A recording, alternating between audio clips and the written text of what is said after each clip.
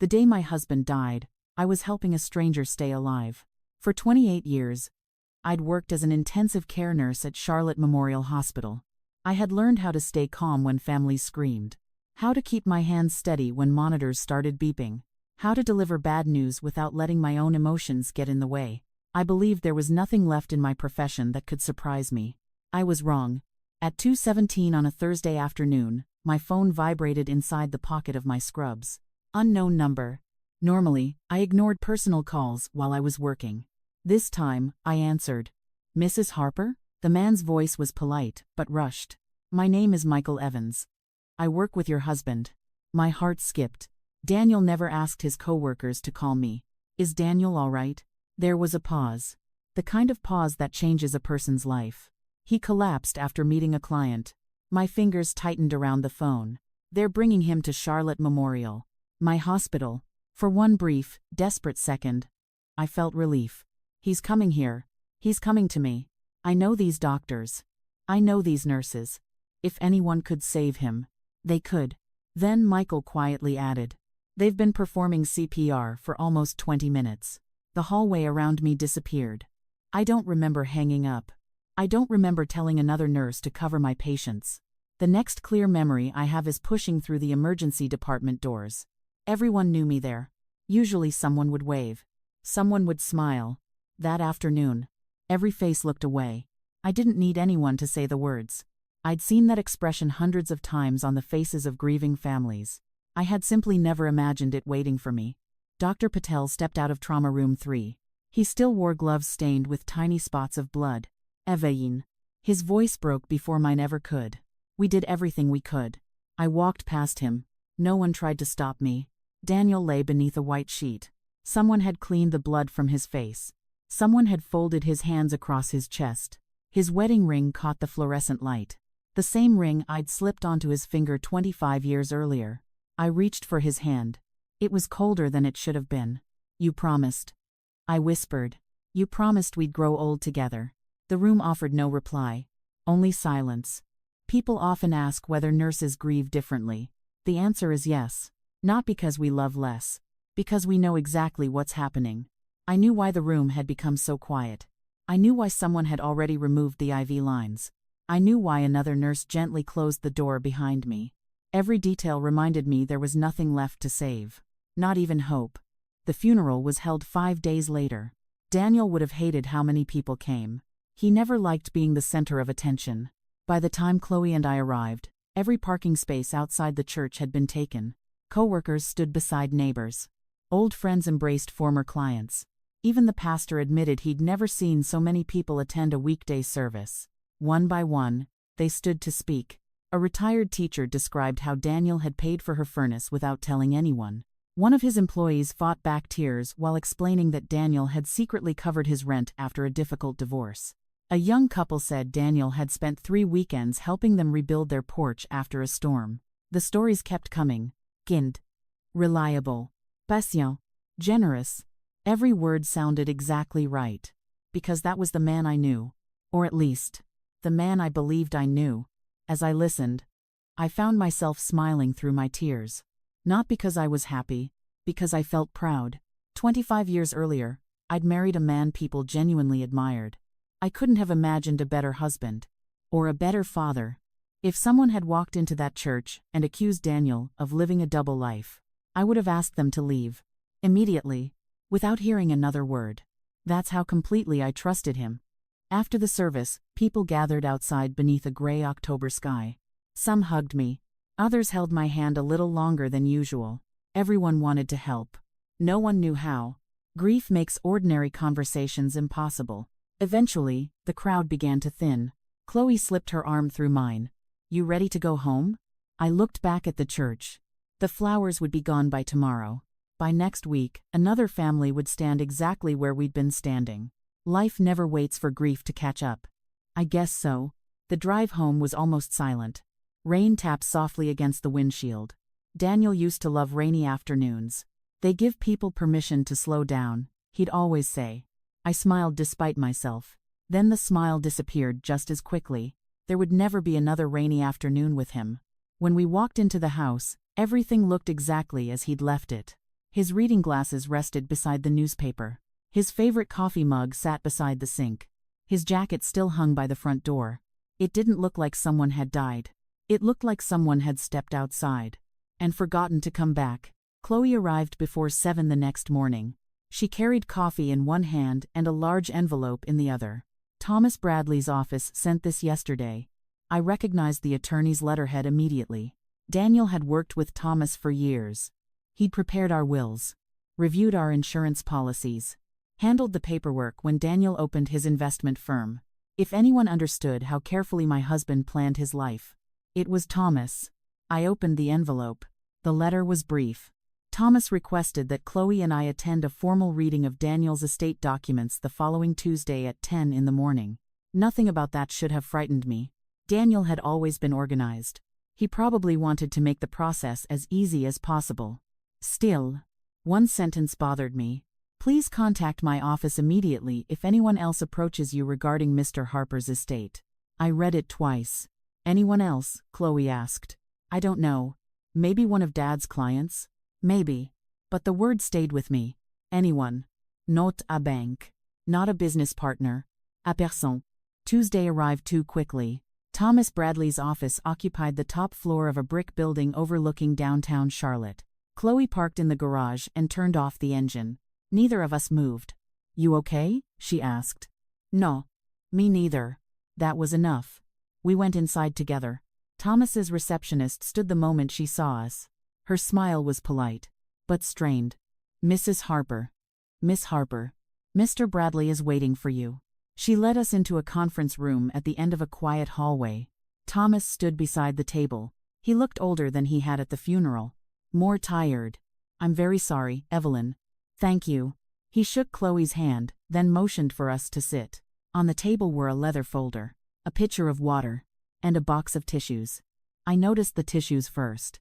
Lawyers don't place tissues in the middle of a table unless they expect someone to need them. Thomas sat across from us but didn't open the folder immediately. Instead, he removed his glasses and folded his hands. Before we begin, I need to explain something. My stomach tightened. What? Daniel revised his estate plan 11 months ago. I frowned. He never mentioned that. Thomas glanced down. He asked me not to discuss the changes with anyone while he was alive. Anyone? Including you. Chloe leaned forward. Why would he do that? Thomas didn't answer directly. He said there were personal matters he intended to resolve himself. A cold feeling moved through me. What personal matters? He opened the folder. I believe the documents will answer part of that question. Bah. That word frightened me more than it should have.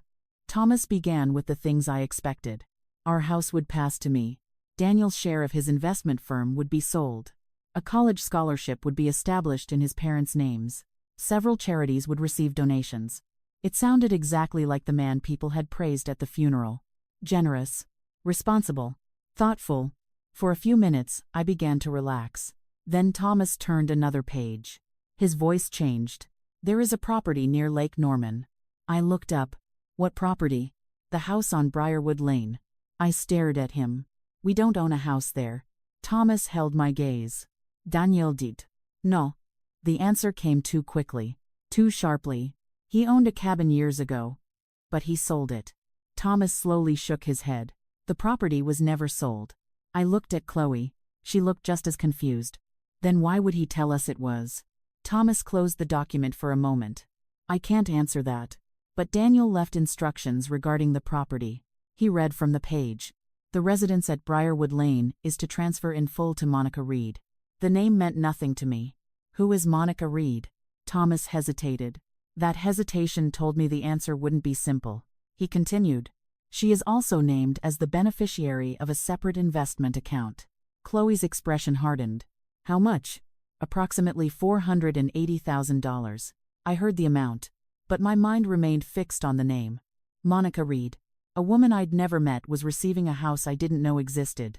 And nearly $500,000 my husband had never mentioned. There has to be a mistake, I said. There isn't. Was she a client? Thomas looked toward the sealed envelope lying inside the folder. Daniel believed you would ask that. He removed the envelope and placed it in front of me. Across the front, in my husband's handwriting, were 3 words. To my family. I didn't touch it. Why does it say family? Thomas took a slow breath. Because Monica Reed is not listed as a client. Chloe reached for my hand. Thomas opened another document. There is one additional beneficiary. I could hear my own heartbeat. His name is Ethan Reed. Who is he? Thomas's eyes moved from me to Chloe, then back again. Ethan turned 19 last month. The room went completely still. Thomas lowered his voice. Daniel identified him in writing as his biological son. Chloe's fingers tightened around mine. I couldn't look at her. I couldn't look at Thomas. I could only stare at the wedding ring still wrapped around my finger. Then Thomas picked up Daniel's letter and read the first line aloud. Please take care of Monica. He paused. And our son, Ethan. I don't remember leaving Thomas Bradley's office. Years later, Chloe would tell me I walked past the receptionist without saying goodbye. That I ignored the elevator and headed for the stairwell instead. That she had to run after me before I reached the second floor. I believed her, because I didn't remember any of it. The only thing I remember clearly is hearing the words over and over again. Our son. Not. My son. Not. A son. Our son. Daniel hadn't written those words by accident. Every word in his letter had been carefully chosen, just as every lie had been carefully planned. The drive home felt endless. Neither Chloe nor I turned on the radio. Neither of us looked at the other. There wasn't anything to say. How do you comfort someone after discovering the person you both loved had been living another life? There isn't a handbook for that.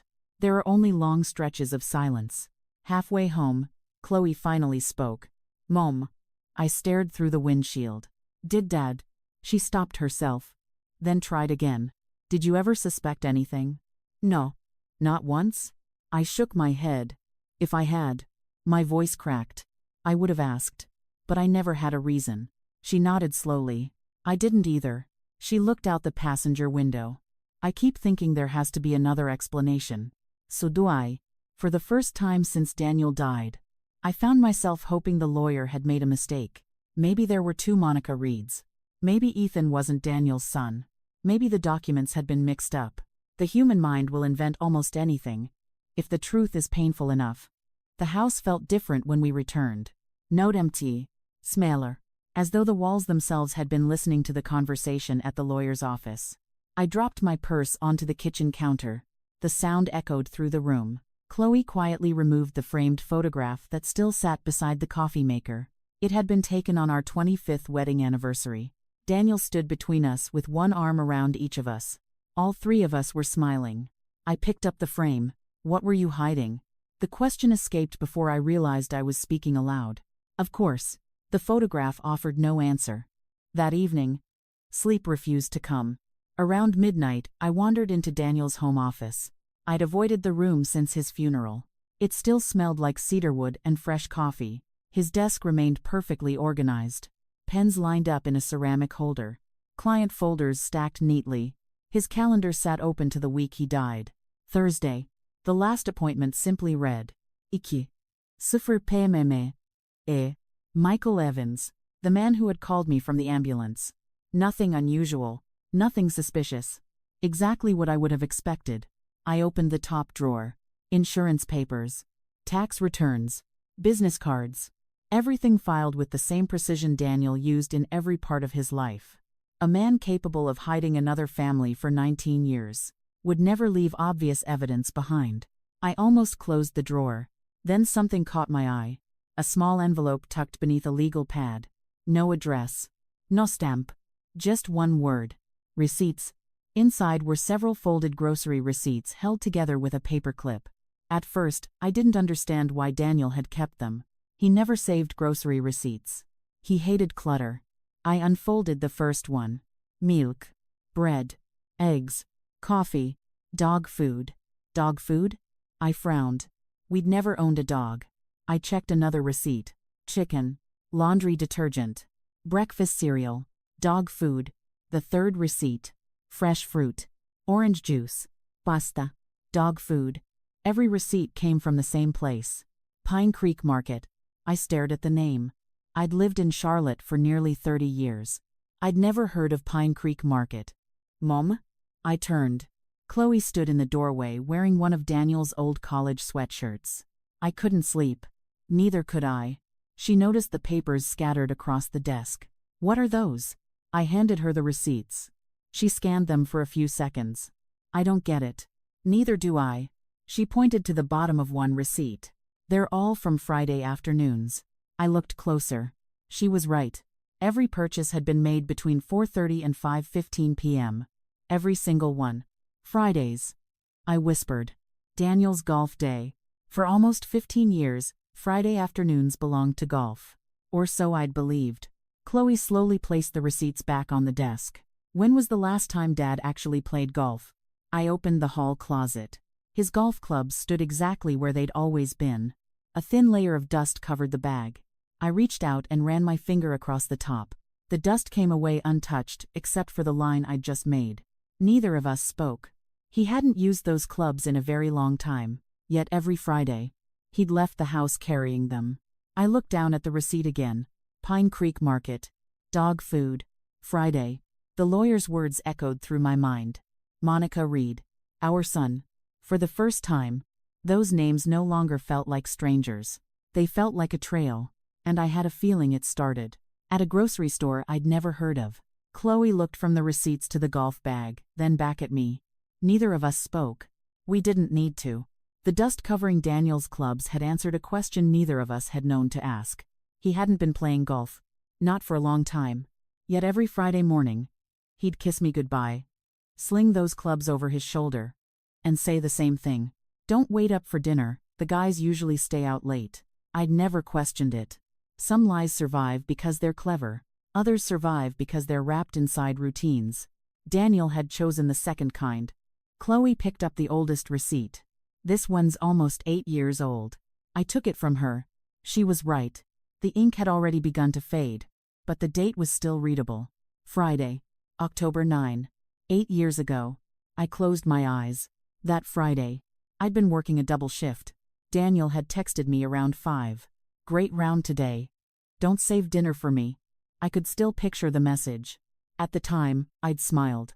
Now, I wondered where he'd really been standing when he'd typed it. Mom? Chloe broke the silence. What if Pine Creek Market isn't important? I looked at the stack of receipts. Then why keep them? Daniel shredded almost every receipt that came into this house. He balanced our checkbook every Sunday, paid bills online, scanned important documents. He hated clutter. Keeping grocery receipts for years made no sense. Unless they meant something. I spread the receipts across the desk.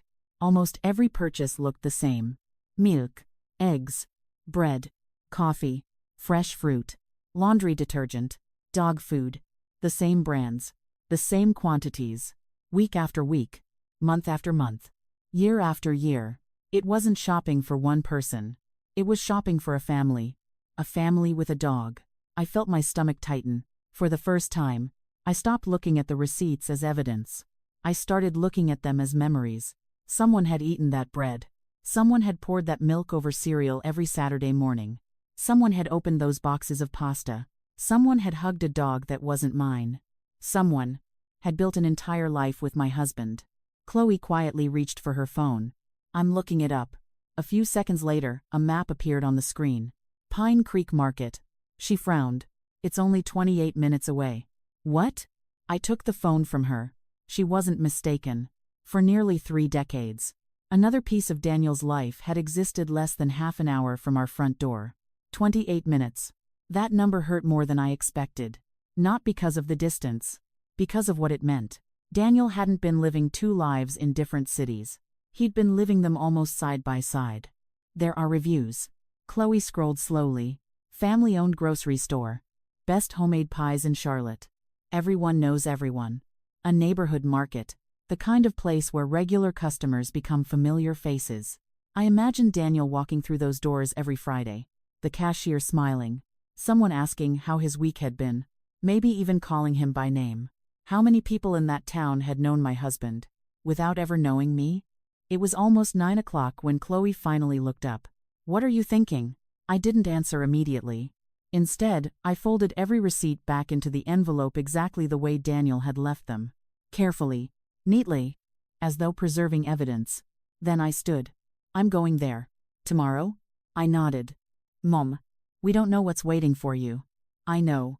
What if the people there know Dad? I hope they do. What if they don't want to talk? I looked at the wedding photograph still sitting on Daniel's desk. For 25 years, that picture had represented my entire life.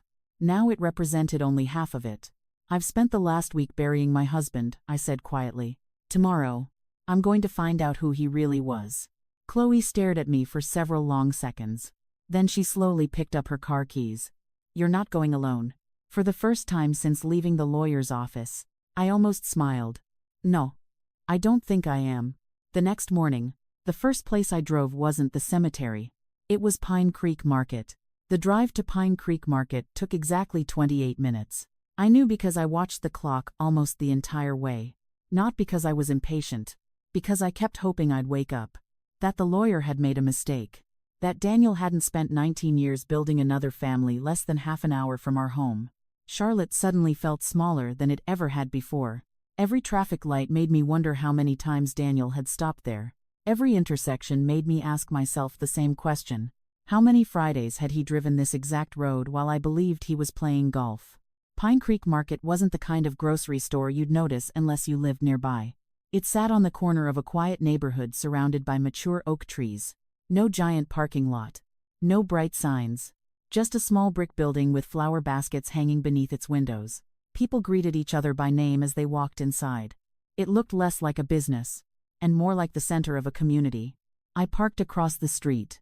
Neither Chloe nor I moved. Still want to do this? She asked quietly. I looked at the entrance.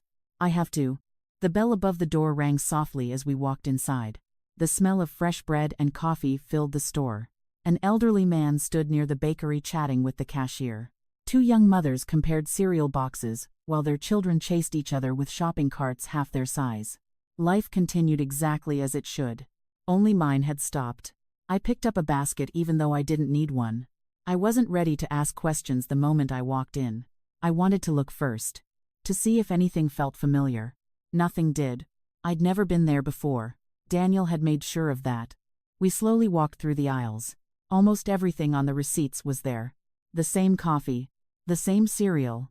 The same brand of pasta. The same dog food. I stopped in front of the pet food aisle. There it was. The exact brand listed on every receipt. A large yellow bag with a picture of a golden retriever on the front. I stared at it for several seconds. We had never owned a dog. Someone else had. Mom. Chloe nodded toward the front registers. The cashier. A woman in her early 20s smiled as another customer left. Her name tag read, Emily. I took a slow breath and walked toward her. Good morning. She smiled. Morning. Find everything okay? Actually, I reached into my purse and unfolded one of Daniel's old receipts. I was hoping you could help me. She glanced down. Her smile faded slightly. This is one of ours. I know. I realize this is probably a strange question. But do you happen to remember the man who shopped here every Friday? Emily looked embarrassed. We have a lot of regular customers. I figured. I started folding the receipt again. Then she frowned. Wait. She looked at the date. Then another receipt. Then another. I think. She looked up. Was he tall? Gray hair? Wore button-down shirts even in the summer? My heart skipped. Yes. She nodded slowly. I remember him. What can you tell me? Emily leaned against the counter. He came in almost every Friday. Always around 5. He bought almost the same groceries every week. She laughed softly. We joked that he never changed his shopping list. I forced a smile. Was he alone? Sometimes. Not always. My stomach tightened. Who was with him? A teenage boy. She thought for a moment. 19, maybe.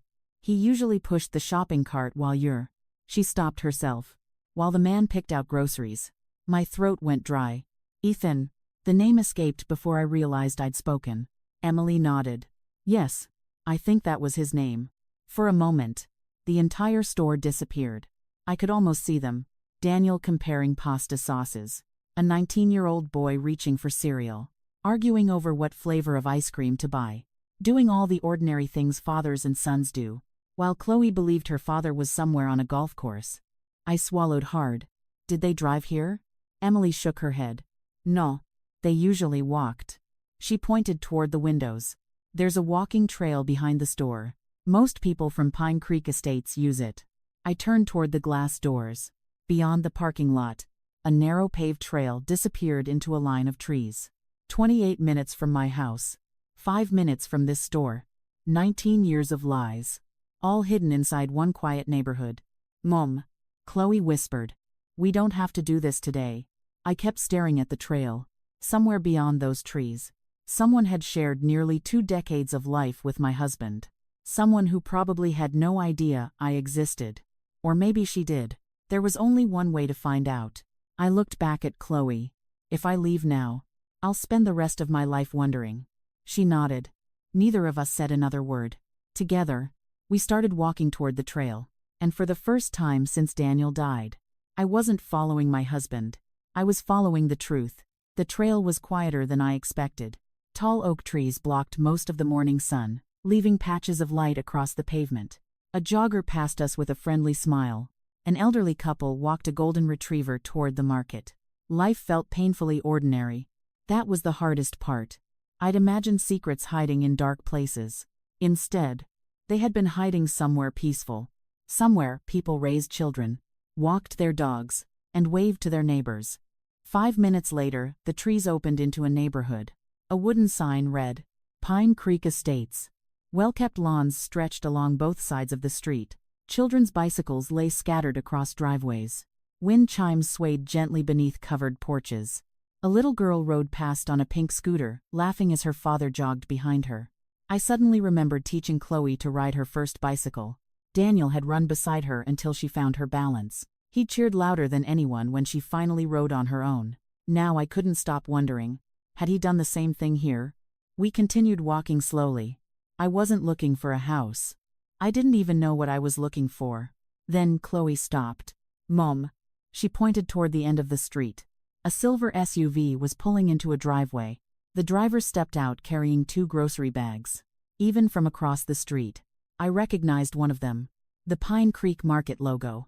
Fresh groceries. Friday. Exactly like the receipts. A woman opened the front door before the driver reached the porch. She smiled warmly. You remembered the bread.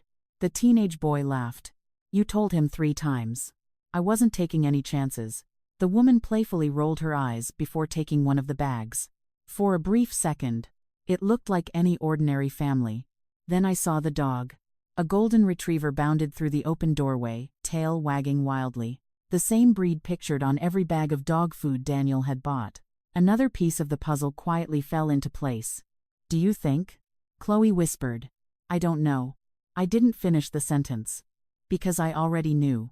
Not with certainty, but with the terrible certainty grief sometimes brings. We watched as the young man carried the groceries inside. The woman thanked him. He hugged her before disappearing through the front door. The gesture wasn't unusual. It was painfully familiar.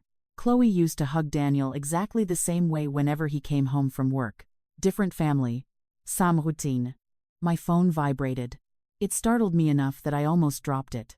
Rebecca. Thomas Bradley's paralegal. Mrs. Harper? I'm sorry to bother you. What is it? I was organizing Mr. Harper's file this morning. There was one note Mr. Bradley forgot to mention. I felt my pulse quicken. What note? She hesitated. Mr. Harper instructed us not to contact Monica Reed until after you had been informed. I looked back at the house. What does that mean? It means. Rebecca lowered her voice. As far as we know, she doesn't know you exist either. The words hit me almost as hard as the will itself. All this time, I'd imagined another woman stealing my husband. Another woman knowingly helping him lie. But what if she'd been lied to as well? What if she believed she had been the only one? I thanked Rebecca and ended the call. Neither Chloe nor I spoke for several seconds. Finally, she asked, "What are you going to do?" I looked at the house one last time. Curtains moved gently in the front window. Someone laughed inside. It sounded like a normal home. A home built on the same lie that had shattered mine. I took a slow breath. Then I crossed the street. One step, then another. Every instinct told me to turn around. Instead, I walked up the front path and stopped at the blue front door. My hand hovered over the doorbell. 25 years of marriage, 19 years of deception, had all led to this moment. I pressed the button. Footsteps approached from inside. The doorknob turned. The door slowly opened. A woman about my age stood there. She had kind eyes. Tired eyes. The eyes of someone who had loved. And recently lost. She looked at me politely. "Can I help you?" For a second, I couldn't speak.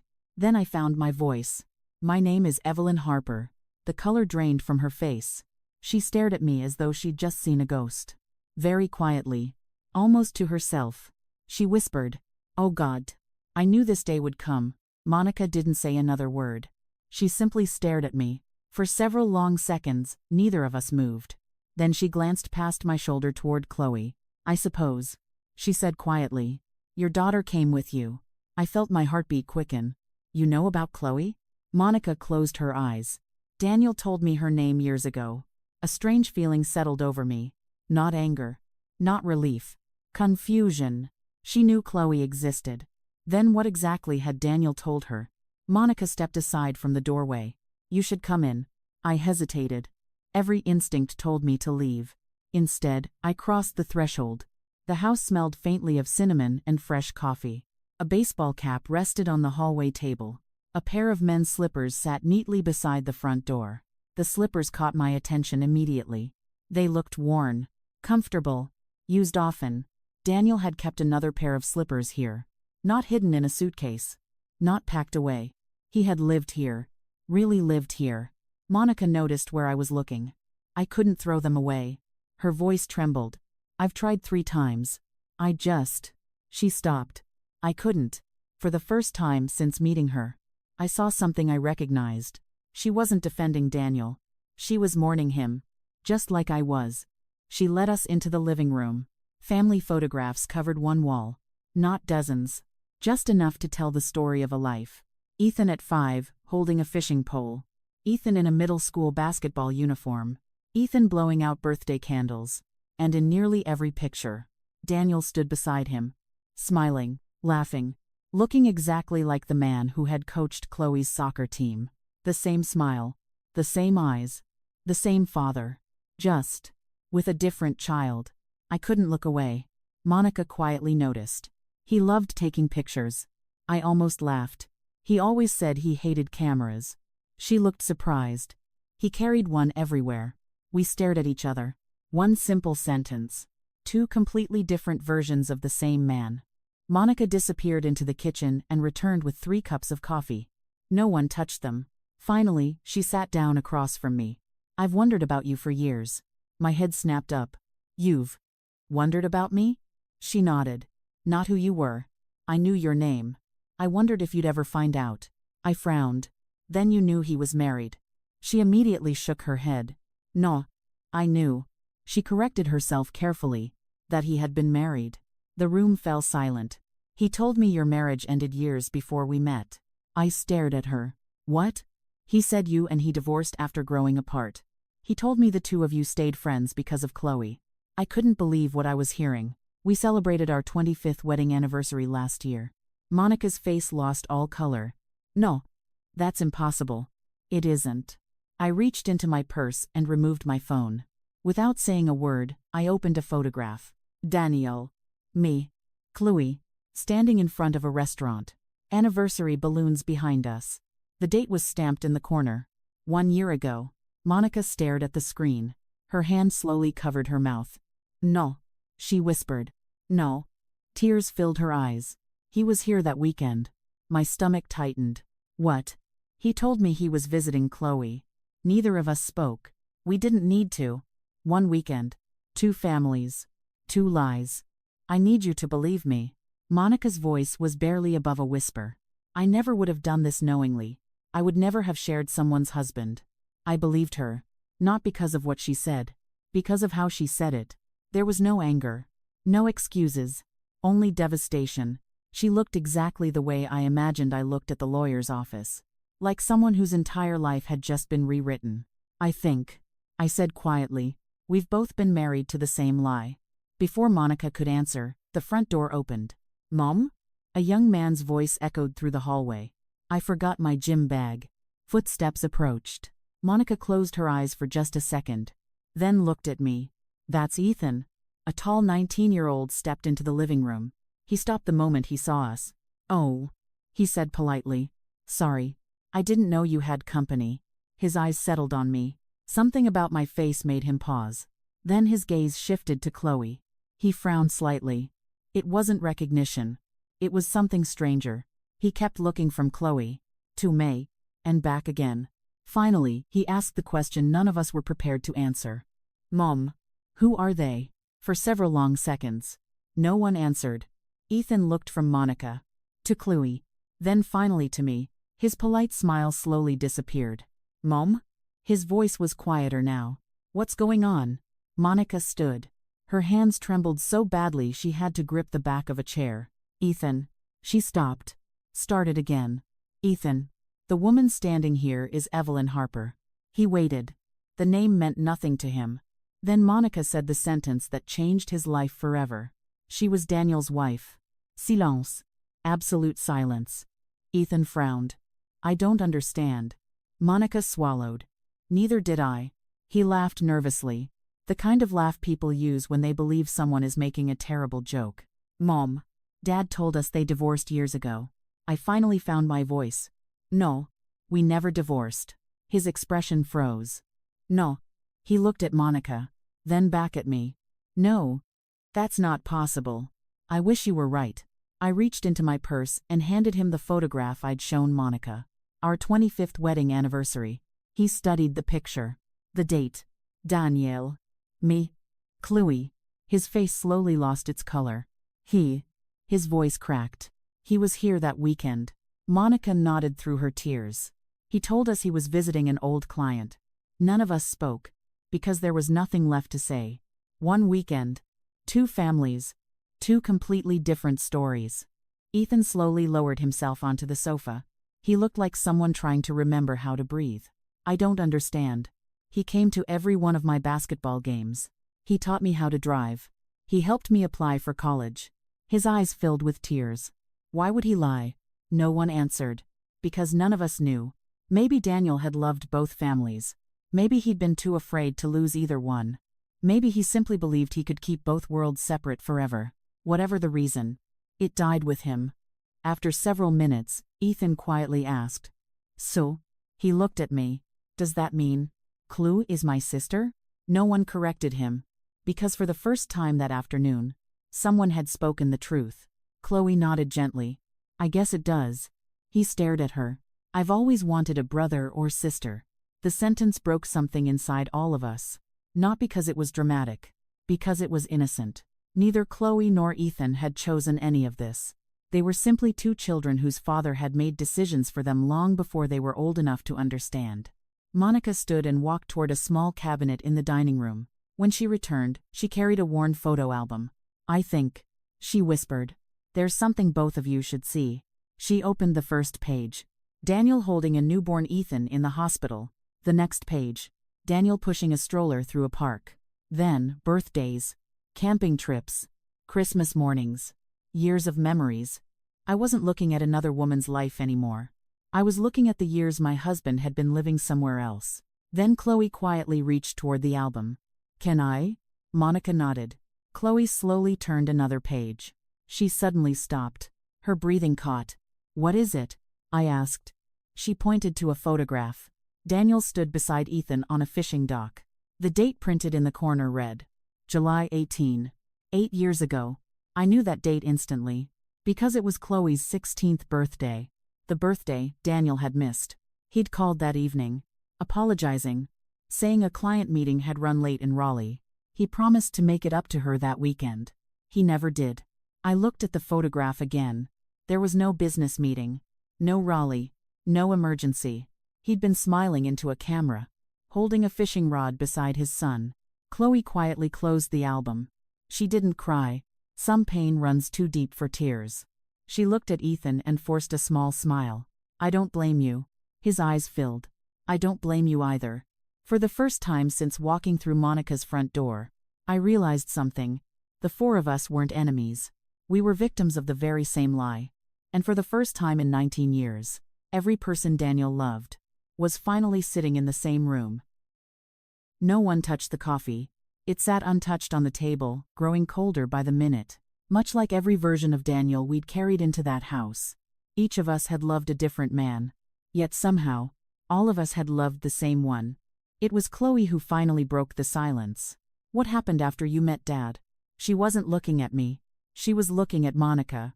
Monica took a deep breath. I met him 20 years ago. I'd just transferred to Charlotte. I was working as an elementary school teacher. He came to the school to speak about financial planning. She smiled faintly at the memory. He stayed afterward to help one of the teachers understand her retirement account. Everyone else had already gone home. I was grading papers. He offered to buy me dinner. She looked down at her hands. I told him I didn't date married men. The room fell silent. What did he say? Chloe asked. Monica closed her eyes. He told me he wasn't married. He said he'd divorced several years earlier. He showed me a photograph of you. She looked at Chloe. He said you were his daughter. He said the divorce had been peaceful. He said he and your mother remained friends because they wanted the best for you. Every sentence felt like another stone dropping into my chest. The lies hadn't grown over time. They had existed from the very beginning. When did you find out you were pregnant? I asked. Monica answered almost immediately. A little over a year after we met. And what did Daniel do? He cried. The answer surprised me. He said he'd always wanted another child. He promised Ethan would never grow up without a father. I looked at Ethan. He lowered his eyes. He kept that promise, Ethan whispered. I just didn't know someone else was paying the price. Chloe stood and slowly walked toward the wall of family photographs. She studied them one by one. Then she stopped. I remember this shirt. Monica looked over. What? She pointed to a photograph of Daniel standing beside Ethan at a county fair. He wore this blue shirt to my college graduation. Monica frowned. When was your graduation? May. 8 years ago. Monica walked closer. Her face slowly changed. He left here at 6 that morning. He told us he had a conference in Asheville. Chloe let out a slow breath. He made it to my graduation. He hugged me. He stayed for lunch. Then he said he had to meet a client. Monica stared at the photograph. He came back here that evening. No one spoke. One shirt. One day. 2 completely different lives. Ethan quietly laughed. Not because anything was funny. Because disbelief sometimes sounds like laughter.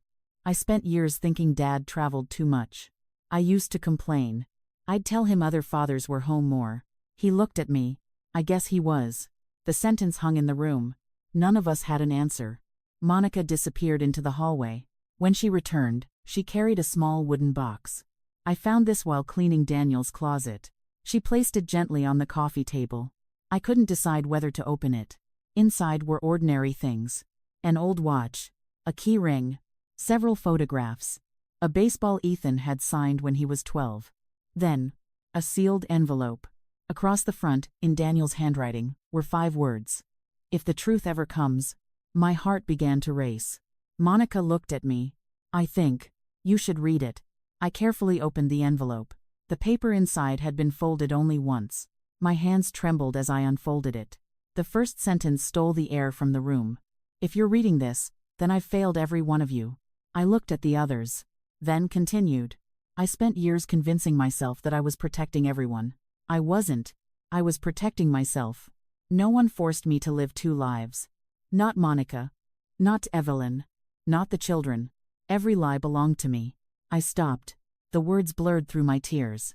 Chloe quietly reached over and took the letter. She finished reading aloud. If there is one thing I ask, please don't let my choices become the reason Chloe and Ethan lose each other before they've even had the chance to meet. Silence filled the room again. Different this time. Not angry. Not confused. Just unbearably sad. Daniel had finally told the truth. Only after there was no one left to question him. Ethan looked toward Chloe. I don't know if this is weird to say, but I'm glad I know you. Chloe smiled through her tears. I wish we'd met under different circumstances. So do I. Neither of them moved. Neither offered a hug. It was too soon. But something had changed. They were no longer strangers connected by a secret. They were brother and sister.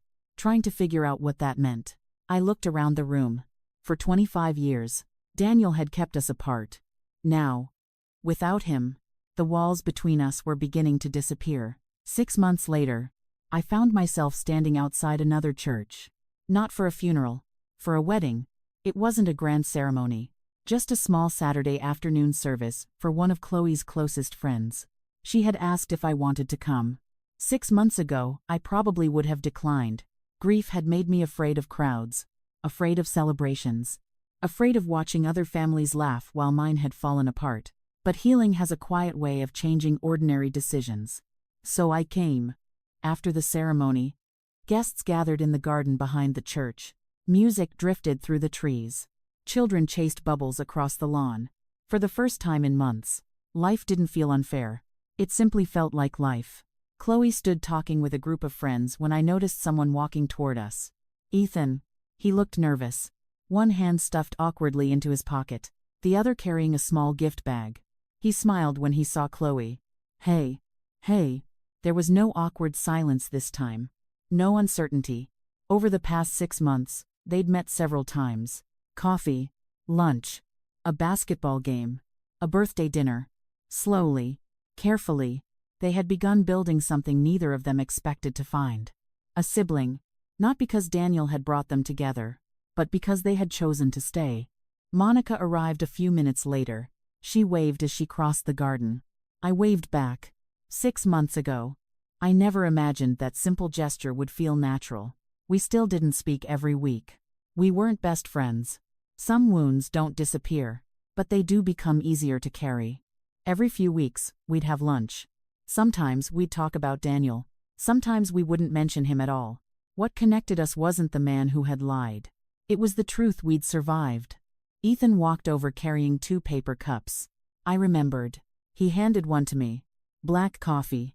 I looked at him. How did you know? He smiled. Dad. He always said you refused to put sugar in good coffee. For just a moment, I almost laughed. Daniel had lied about countless things, but somehow, he'd still talked about me. Not as an enemy, not as someone he'd left behind. Simply, as Evelyn, the woman who loved black coffee. It was a strange kind of comfort, and an even stranger kind of pain. As the afternoon came to an end, Chloe slipped her arm through Ethan's. I'll text you about next weekend. Don't forget. I won't. Watching them walk toward the parking lot together, I realized something. Daniel had stolen 19 years from them, but he hadn't stolen the rest of their lives. That choice belonged to them now. Before we left, Monica walked over. I've been meaning to thank you. For what? For knocking on my door. I looked at her for a moment. There was a time I wished I hadn't. She smiled sadly. So did I. We both laughed. A quiet laugh. The kind only people who have survived the same storm can understand. Then she hugged me. Not because everything had been forgiven. Not because everything had been forgotten. But because neither of us wanted to spend the rest of our lives carrying someone else's lies. That evening, I drove home alone. The house was still quiet. Daniel's chair still sat in the corner of the living room. His favorite coffee mug still rested inside the cabinet. Some things never changed. Others had changed forever. I took off my wedding ring and placed it inside the small wooden box that held Daniel's final letter. Not because I stopped loving him, but because I had finally stopped waiting for answers that would never come. I closed the lid, turned off the light, and for the first time since the day my husband died, I didn't feel like a woman whose life had ended. I felt like a woman whose next chapter had finally begun. If there's one thing this journey taught me, it's that betrayal doesn't always destroy a family. Sometimes, the truth does something far more unexpected. It gives the people who were hurt the chance to become a family despite the betrayal. Daniel spent 19 years trying to keep 2 worlds apart. In the end, the only honest thing he left behind was the truth. And somehow, that truth became the beginning of something he never had the courage to build himself. If this story moved you, I'd love to hear your thoughts. What would you have done if you had been in Evelyn's place? Share your answer in the comments below. If you enjoyed this story, please consider liking the video and sharing it with someone who loves emotional true story-inspired dramas. And if you haven't already, don't forget to subscribe to Hidden Stories for more unforgettable stories about love, betrayal, family, and second chances. Thank you for watching, and I'll see you in the next story.